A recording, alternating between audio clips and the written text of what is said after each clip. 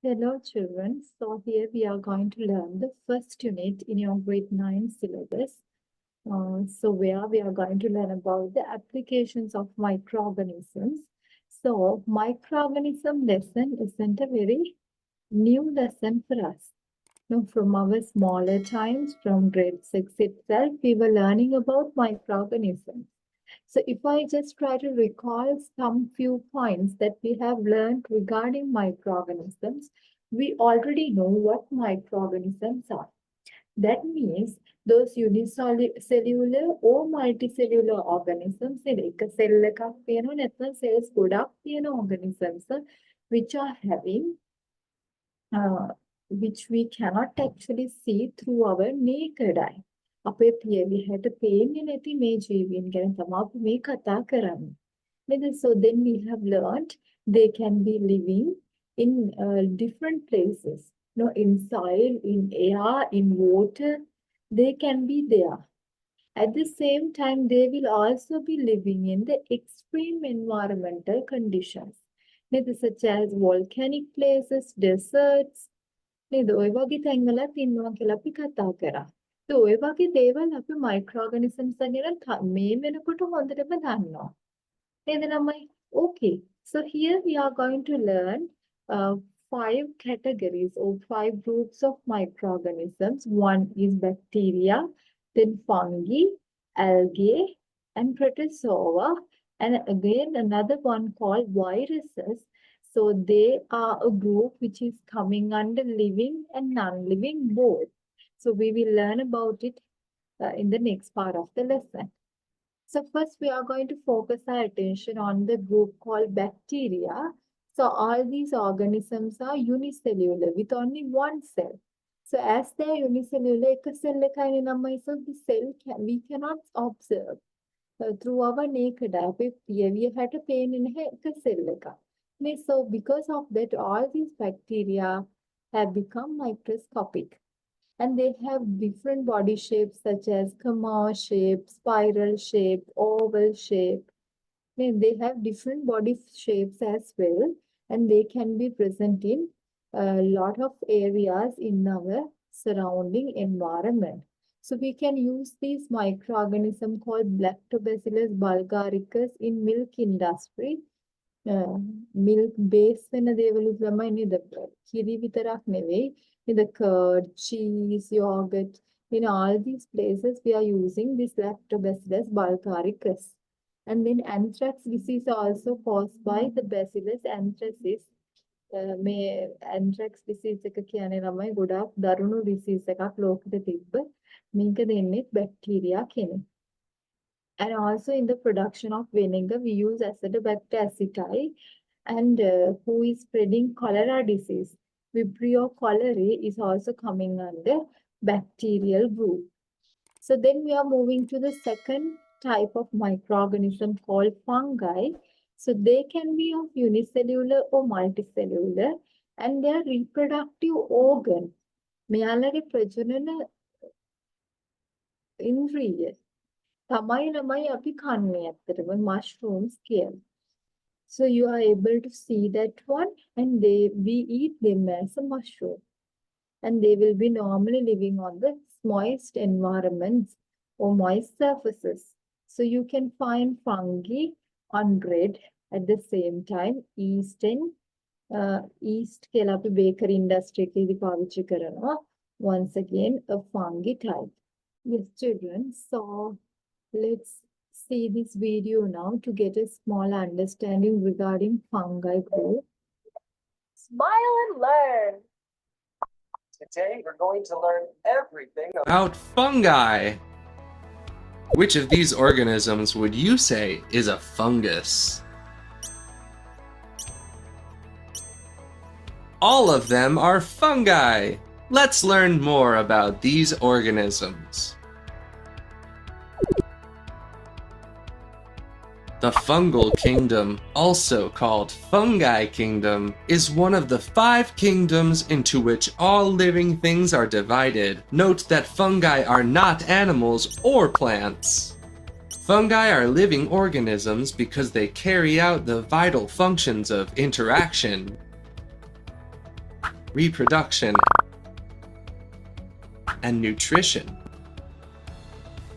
by themselves.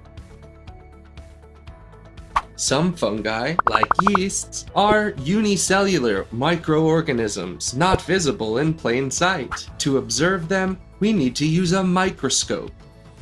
Other fungi are multicellular. These are composed of many cells, grouped together, forming long, thin strings called hyphas. Hyphas form the reproductive structures. The mushrooms or the mold contain spores by which fungi reproduce.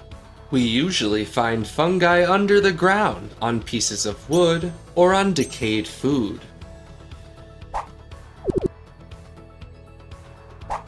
Fungi are formed by one or Yes, so you have seen unicellular or multicellular organisms which have got some of their reproductive organ which is visible to our naked eye, and who are actually living on the moist surfaces are fungi, and you can find them in bread, and yeast is also a type of a fungi. And also now when it comes to protozoa, you see that there are different types of protozoa like amoeba, paramecium, euglena, and even plasmodium living in the red blood cells are also protozoa. So they are unicellular organisms, as I have told you, as they are unicellular means only one cell. So as the cell cannot be seen by us, they are also microscopic organisms. So these amoeba, paramecium, and euglena have different locomotory structures. For example, amoeba is having pseudopodia, that means false feet. ඒගොල්ලන්ට බොරු කකුල් තියෙන්නේ ඇත්තටම මෙයාලට එක තැනක ඉඳන් තව තැනකට move වෙන්න. Flagella කියලා එකක් තියෙනවා euglena-ට. It's a long hair-like part like this, so that it can sweep that on here and there, and it can fly. Sorry, it can actually swim. Then comes to the cilia in paramecium. It also helps the paramecium to swim in water. So all of them are aquatic organisms, and also some will be living on other organisms like plasmodium. It's living in the red blood cells of humans. So for examples for protozoa, we can take amoeba, paramecium, euglena, and plasmodium. Then comes to the group called algae. So we will first see a small video regarding algae, and then we'll come back to the lesson. Today, you will become a phycologist. A phycologist is someone who studies algae.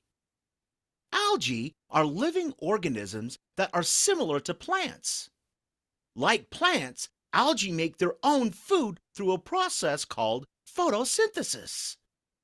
During photosynthesis, algae uses sunlight, water, and carbon dioxide from the air to make food for itself. Most algae store that energy as some form of carbohydrate or sugar. Algae can be found in oceans, rivers, lakes, ponds, or even in aquariums. Many types of algae have been around for more than 2 billion years. There are about 37,000 known species of algae, and new algae are always being discovered. Here are a few common types of algae. Brown. See that in here, they're showing you some plant-like microorganism called algae. So they also can, some of the organisms in this group can do photosynthesis like chlamydomonas. So they are very similar to plants because they also have the chlorophyll pigment in them to do photosynthesis. So they can be of unicellular or multicellular. So some are filamentous, and some are like thallus, like Spirogyra. Thallus එකක් thallus ආකාරයි flat surface එකේ ඉන්න පුළුවන් අය. So they are phytoplanktons, means they can float on water. So, and the next thing is some algae types like vulva can be seen through our naked eye as well. So examples for these algae, Chlamydomonas, Spirogyra, diatoms are such examples for algae. So then comes to the next type of microorganism called viruses. So they are actually very, very small that we cannot see them even through the compound microscope. අපි ගාව තියෙන microscope එකෙන් බලන්නත් බෑ. To see them, we will have to use an electron microscope. So they have the features of living and non-living. Neither, if you consider the living features such as growth and respiration, අපි දන්නවා අපි කාලයක් යනකොට අපේ උස්ස වැඩි වෙනවා, මහත වැඩි වෙනවා නේද? මේවට අපි growth කියලා කියනවා. හැබැයි මේ virus කියන type එක ළමයි මේ කිසිම දෙයක් පෙන්වන්නේ නැහැ. Instead, when they enter only to first cell, තව කෙනෙක්ගේ ඇඟකට ගිහාම විතරයි මෙයාලා multiply වෙලා නැත්නම් reproduction කරලා පෙන්නන්නේ. Otherwise, they are not showing any growing or living feature with them. So they don't have a cellular organization, means that their body is covered with a protein capsule. Inside that, they have their genetic material. ඒගොල්ලන්ගේ පරම්පරාගත information store කරලා තියෙන genetic material එක ඇතුලේ protein capsule එකකින් වැහිලා තියෙනවා. එච්චරයි යාලගේ structure එක. Otherwise, they don't have any cellular structure. Okay, for examples, influenza, HIV, Ebola virus, dengue virus can be taken. Okay, so where do we see these microorganisms? So we will see them in every part of the earth. And if you consider people, we have them inside our body, on our body. And if you consider water, soil, and also the atmosphere for about 6 kilometers up, then they can also be found in the salt marshes, liquids, and in petrol.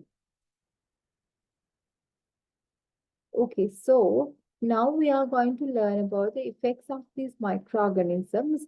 First, we are going to focus our attention on the beneficial effects of these microorganisms.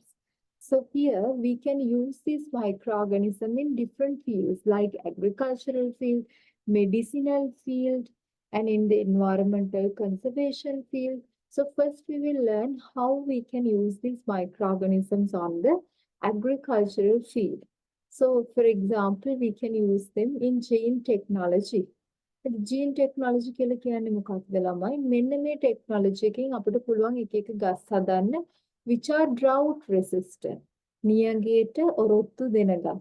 Pest resistant. කෘමි සත්තු ආවට විනාශ කරන්න බැරි ගස්. නේද? Those of plants with high nutrient value, taste, different taste. Such things can be made with the help of microorganisms. We think so. Not only that one, we can also make biological pesticides and then weedicides. And so over here you see the normal rice plant was being introduced with the genes of a bacteria called Erwinia iridivora, and it develops the golden rice which is having vitamin A. මෙතන මොකද ළමයි අපි කරන්නේ? අපි දන්නවා දැන් ඕනිම living matter එකක genes තියෙනවා. නේද? යාළගේ genetic material එක තියෙනවා. So suppose that this is a plant genetic material. So what we are going to do is we are going to introduce this one to a bacterial or a microorganism genetic material. Itin මේක continue කරාම මොකද වෙන්නේ? Microorganisms can grow in a very high speed. So the same feature will be multiplied many times with the help of microorganisms. So that's what we do with gene technology. So not only that one, Z-maize. අපි කියනවා බඩ ඉරිඟු. බඩ ඉරිඟු වගාවලම ගොඩක් වෙලාට හානි සිද්ධ වෙන්නේ මේක විනාශ කරන්න යන කෘමියකින්. So actually the adult insect will be laying eggs in the corn plants. When the corn plant get matured, corn plant එක එන්න ලොකු වෙනකොට corn fruit එක මොකද වෙන්නේ? මේ ඉන්න microorganism උත් ලොකු වෙනවා. So not microorganisms, this pest මේ කතා කරන සතත් ලොකු වෙනවා and it eats the whole plant. But now you can introduce a bacteria called Bacillus thuringiensis into sea maize plant so that the sea maize plant itself become a toxin for these pests. මේ විදිහට ඇත්තටම bacteria එක දැම්මම එයා අනිත් සත්තුන්ට ඇවිල්ලා මේ sea maize plants විනාශ කරන්න තියෙන හැකියාව නැති කරනවා. Okay, then comes to the next feature called nitrogen fixation. So this is done by the bacteria called Rhizobium. So what does it do actually? මෙයා මොකද්ද මේ කරන්නේ ළමයි nitrogen fixation කියලා. So about Rhizobium, it prefers always the leguminous plants. So it will be going under leguminous plants in soil and it will be taking the shelter from the roots of these plants. So while it takes the shelter from the plant, it absorbs the atmospheric nitrogen and release the nitrogen compound to soil, making the plants absorb that mineral. නේද ළමයි අපේ atmosphere එකේ අපි ගත්තොත් එහෙනම් 78% of our atmosphere contains nitrogen gas. But the thing is our plants aren't able to make or absorb this atmospheric nitrogen in the form that it is. So that we have to change the compound nitrogen gas into a nitrogen containing compound. So that is done by this Rhizobium bacteria. That is what we call as nitrogen fixation. So it fixes the atmospheric nitrogen into a form that can be easily absorbed by the plants. Okay, so but you see that this particular Rhizobium is only referring to leguminous plants. So we can also use Acidobacter, a free-living nitrogen fixing bacteria. මෙයා එතකොට leguminous කියලා බල ඉන්නේ නැහැ. මෙයා ඕනෙම කෙනෙක්ට nitrogen fix කරලා දෙනවා. So Acidobacter, such organisms are known as biofertilizers. So soil become rich because of the actions of Acidobacter. Okay, the next one is producing compost. So now think of producing compost at home. Okay, so what do we normally put into the compost bin? We are adding kitchen garbage to that one and those dried leaves and the plants from the garden to that one. No, always we put organic matter. The plant animals that became a product somehow we have a compost and also we add water and enough sunlight to this one. So then we will increase the action of the microorganisms called bacteria and fungi there. So this organic matter breaks into very small parts, becoming minerals to the soil. Then comes to biopesticides, agricultural field. So to control the pest organisms by damaging the crops, you can use pesticides. For example, now if you consider Alternaria fungi, ඉතින් මෙයාව අපි පාවිච්චි කරනවා aquatic water bodies වල හැදෙන salvinia කියන weed එක අයින් කරන්න. So you're using these microorganisms as biopesticides as well. Then what are the applications of these microorganisms in the field of medicine now? නේද ළමයි ඉතින් ඒතර කියන්න තියෙන මෙහෙම antibiotics හදන්නේ medicinal field එකේ මේ microorganisms again. So how does it happen? Normally we take the toxin produced by the microorganism. Sometimes we take the body part of a microorganism. Sometimes you are using the attenuated form of this microorganism. Again, එයාව දුර්වල කරලා අපි මෙයාව ලබා ගන්නවා. සමහරක් වෙලාවට අපි කරන්නේ මොකද? We also use the killed form of this microorganism to produce antibiotics. So normally we use the fungi and bacteria to produce antibiotics. So these bacterial antibiotics and fungal antibiotics do not fight each other like against the infections of viruses. Viruses හදන මේ ලෙඩ වලට මේ antibiotics වැඩ කරන්නේ නැහැ ළමයි. ඒ නිසා තමයි අපි කියන්නේ උණක් ගැනුණත් බෙහෙත් බිබී ඉන්න එපා because when it comes to antibiotics they are not answering to the එයාලා ඇත්තටම වැඩ කරන්නේ නැහැ මේ අනිත් ඒවා වලට.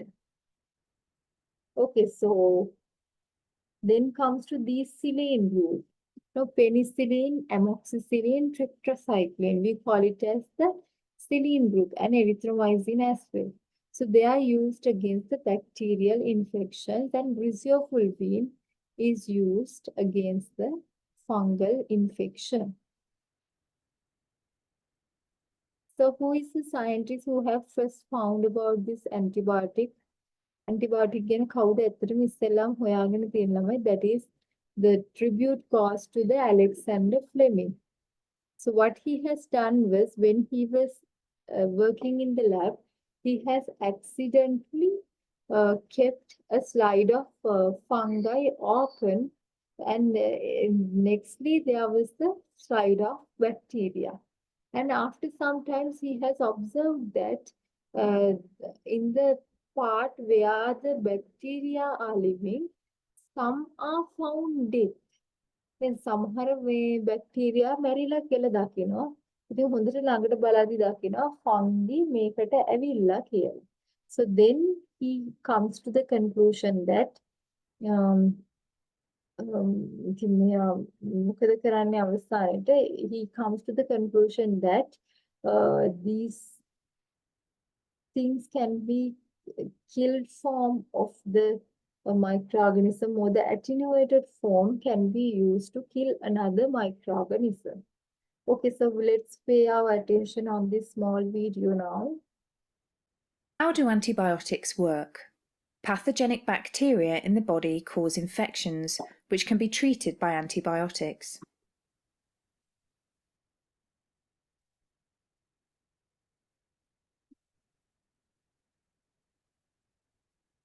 Antibiotics can be bacteriostatic or bactericidal.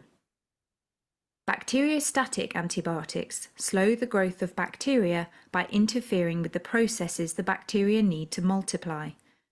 These processes include DNA replication,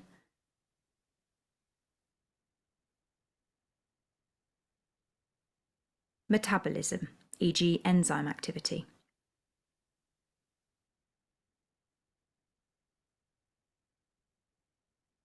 protein production,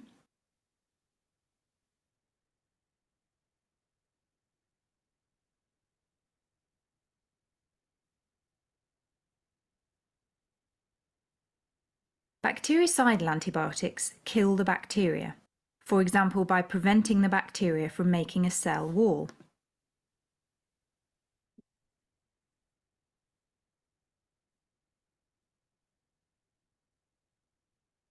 Penicillins are bactericidal. Penicillins include penicillin 5 for sore throats, amoxicillin for chest infections, and fluxloxacillin for skin infections. Antibiotics can be so-called broad spectrum, affecting many different bacteria in your body, including useful bacteria in your gut. Some antibiotics are more narrow spectrum, only affecting 1 or 2 types of bacteria. It is better to use narrow spectrum antibiotics where possible. Most antibiotics have no effect on your immune system. Antibiotics do not work on viruses because viruses have a different structure to bacteria. So I have already told you that antibiotics are not working against the viruses. Okay, let us now see. So what the next thing is about vaccines. So you can also make vaccines by against the microbial diseases. No, so you see that for polio, we are using the weakened form of the microorganism. Microorganism of vaccine එකට දාගන්නේ යාව ටිකක් weak කරලා යාගේ strength එක අඩු කරගෙන. Polio disease. No, you see that the people who are having the polio disease are not having the erect body. No, so this can be prevented by prevent from spreading or getting the disease by having the weakened form of the vaccine. Then tuberculosis, you see that there is a bacteria who is going to live inside your lungs, making your lungs hard to breathe. Then what's going to happen? This is what we call as tuberculosis. And for this one also, the weakened form of the microorganism can be used as the vaccine.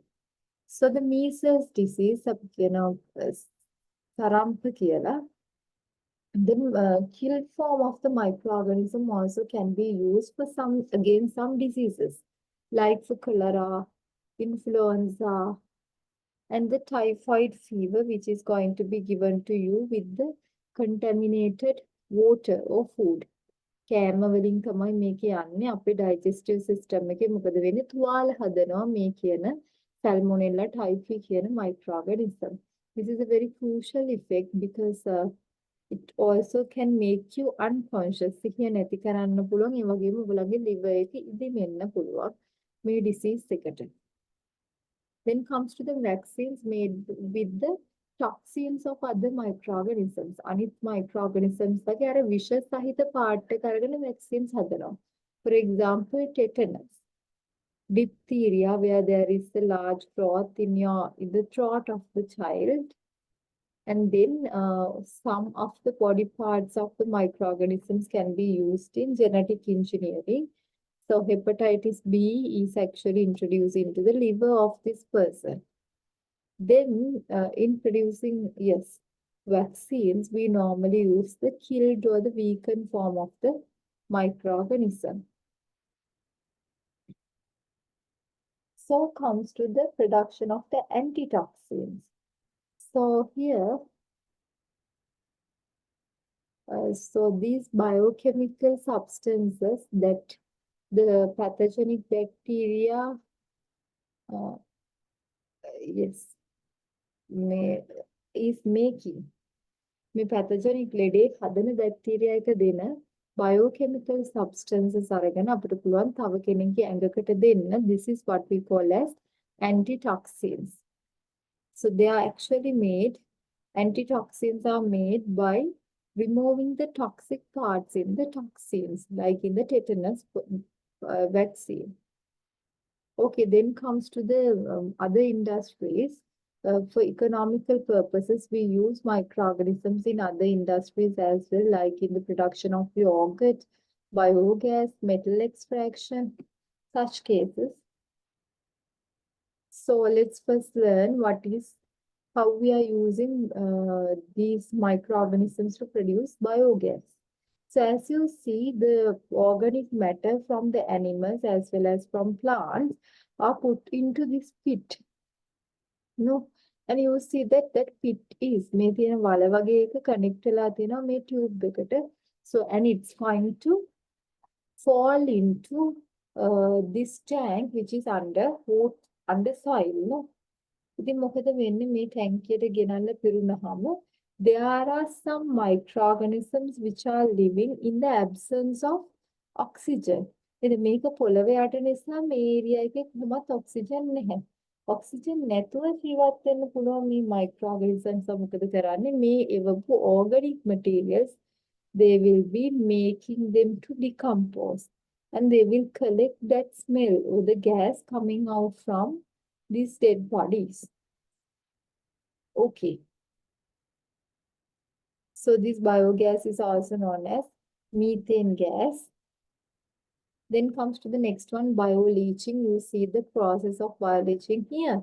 So what's going to happen here is, normally bioleaching is done for the metals which are actually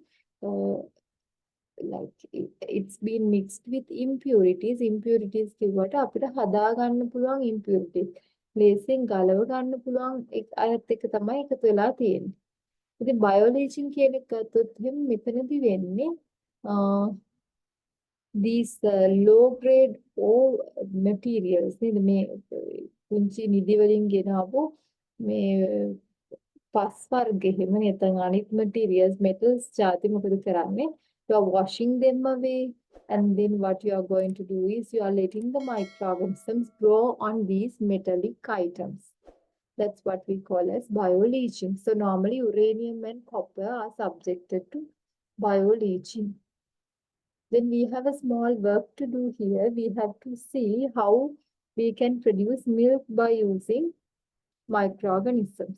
So you see, milk means actually yogurt. So here the yogurt, the milk taken for yogurt is given here. So you have to heat it for about 88 to 95 degrees Celsius. And then you know that some part is actually deposited like cream on this milk mixture. No, so upon cooling, you have to remove that cream out of the bucket. No, then as a third step, you have to add gelatin and sugar into the milk. And then what you do is you are adding yogurt into this milk, and at that time the temperature should be about 60 degrees Celsius, and then you are actually putting them in separate containers, and then you are storing it in the refrigerator. Okay, so I hope that it is clear to everyone. So in here, just see this yogurt production. So a previously made yogurt is also going to be put into this milk mixture. Why? ඇයි නමයි පරණ yoghurt එකක් මේකට දාන්නේ? හේතුව තමයි මේකට අර මේ යෝගට් හදපු මයික්‍රෝऑर्गेनिज्म දෙන්න ඕනේ නිසා. Then comes to the plant-based fibers, the plant-based products. So you will see that for like coconut husk, hemp, palmyra, agave plant, these plants contain a lot of fibers. මේවල තන්තු තියෙනවා. But still, by using these fibers, we are normally making brooms. Those නිකන් අර පිහදාන වගේ ඒවා ගොඩක් දේවල් අපි මේකෙන් හදනවා. ඉතින් ළමයි කොහොමද හදන්නේ? So first you have to take these fiber materials and keep them inside water for about a day. So then you will see that the pectin enzyme, pectate කියන compound එක මේ fibers එකිනෙක බැඳලා තියෙන එක එන්න microorganism කාලා දානවා. So because of that, the two fibers will start getting melted. Then comes to the environmental conservation, how microorganisms are doing that one. The environmental conservation කියනවා පරිසරය ආරක්ෂා කරගන්න එක. Microorganisms that මේ වැඩේට පාවිච්චි කරන්න පුළුවන්. So how you can you introduce microorganisms to water, the polluted water. දූෂණය වෙච්ච ජලයට අපිට microorganisms දාන්න පුළුවන්. Then pseudomonas, a kind of a bacteria. ඉතින් මෙයාට පුළුවන් ocean එකේ නැව් යනකොට එහෙම leak වෙච්ච oil layers මේවා decompose කරන්න. Then some microorganisms are used for the decomposition of hydrocarbons in oil. Other than that, heavy metals such as chromium, lead, mercury. ඒතකොට මේගොල්ලන් අපිට polluted water වලින් අයින් කරගන්න පුළුවන් බැක්ටීරියා එහෙම මේ වතුරට දැම්මහම. Then biodegradable plastic are also used today. So now the problem is you see that even in the large scale industries and in small scale industries, we use microorganisms. Why, Laman? Because you know that microorganisms are having a very high growth rate. The metabolic rate is very high. No, so and at the same time, with the use of these microorganisms, multiplying of the substances can be done very easily. As they are having very simple gene, by using genetic engineering, you can introduce some other genes also to the organism. So you know that microorganisms are available in the environment free of charge. So they are cheaper in cost. At the same time, if you consider the energy required for other industries, it's a very large amount. But uh, with the help of microorganism based industries, there's a small amount of energy we have to required to run these industries. So these industries normally do not do environmental pollutions because we are using an ingredient in the environment itself. No, so there are adverse effects of microorganisms as well, like causing diseases. Diseases හදන එක මේගොල්ලන්ගේ තියෙන එක අවාසියක් වෙනවා. So shall we see this small video clip to learn about 3 words based on these microbial diseases? අපි චුට්ටි video එකක් බලමු ළමයි මේ microbial disease වලට තියෙන මේ පුංචි වචන ටිකක් අපිට ඉගෙන ගන්න.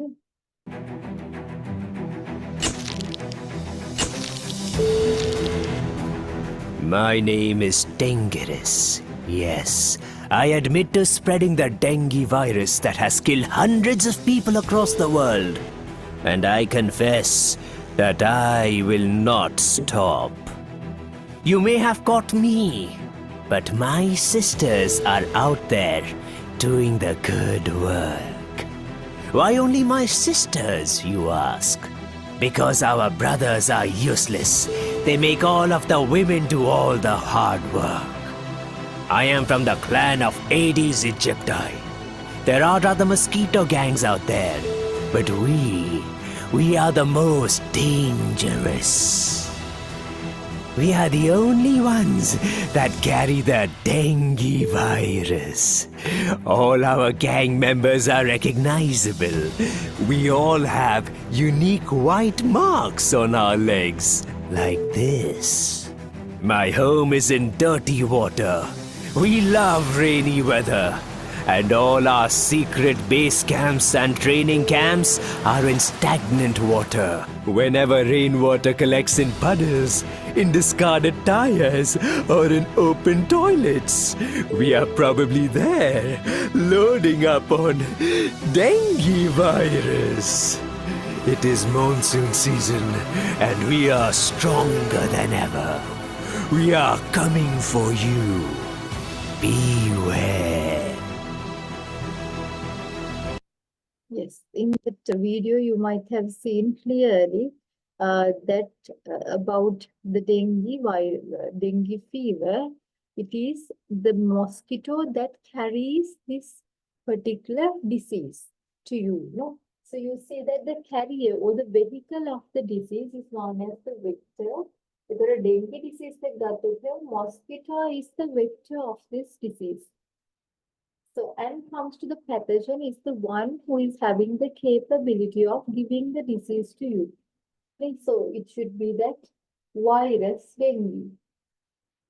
And the first is the people who carries this disease in their body.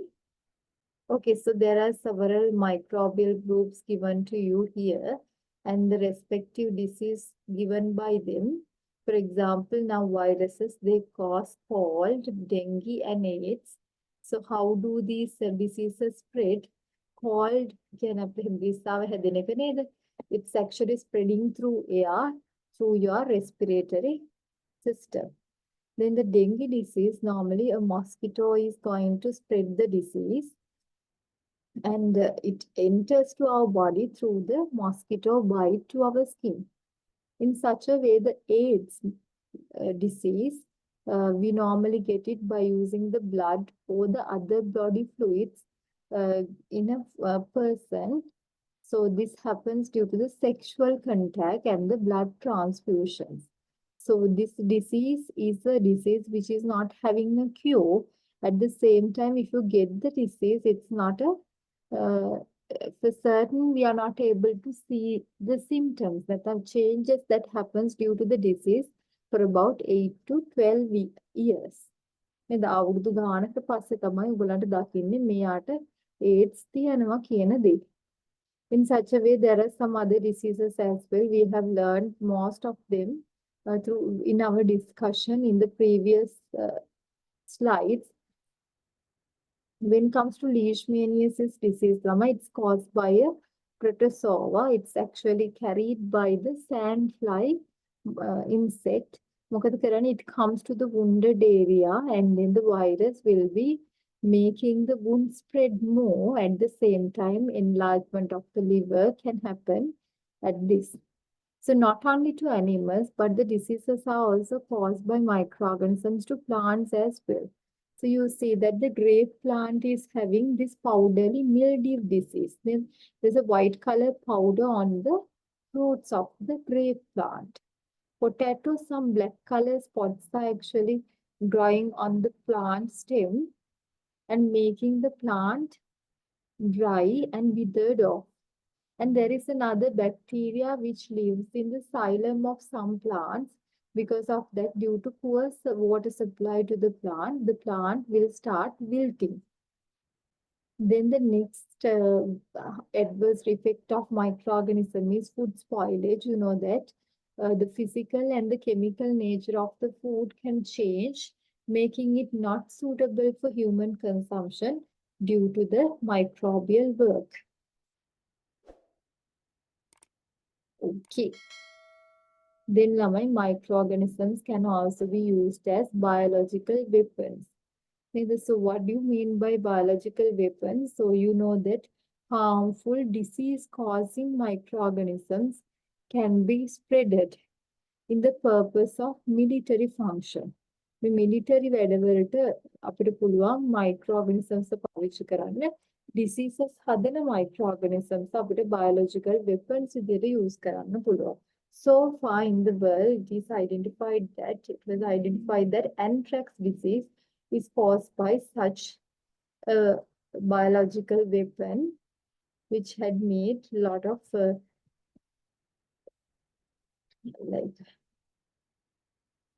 harm to the world. So now we will see a small video regarding this one. 5-year-old Hamza is aching. He's been infected with anthrax. It's the black ulcer on his eye that causes him the most pain. Since his fever has gone down, doctors have discharged him from the hospital and sent him home with a large dose of strong antibiotics. Our neighbor sold us some meat for half price, so we ate some beef after iftar, and a few days later I got this sore in my eye. Anthrax is not contagious from human to human, but animals can spread the disease to humans. This man sold Hamza's family contaminated meat. He too got infected. Seeing his cow fall abruptly ill, he slaughtered the animal and sold the meat. All of the 46 people in contact with the cow have now caught the disease and are suffering from high fevers and ulcer-like wounds that burn through the skin. If left untreated, the bacteria multiplies in the bloodstream. Shock, coma, and ultimately death follows.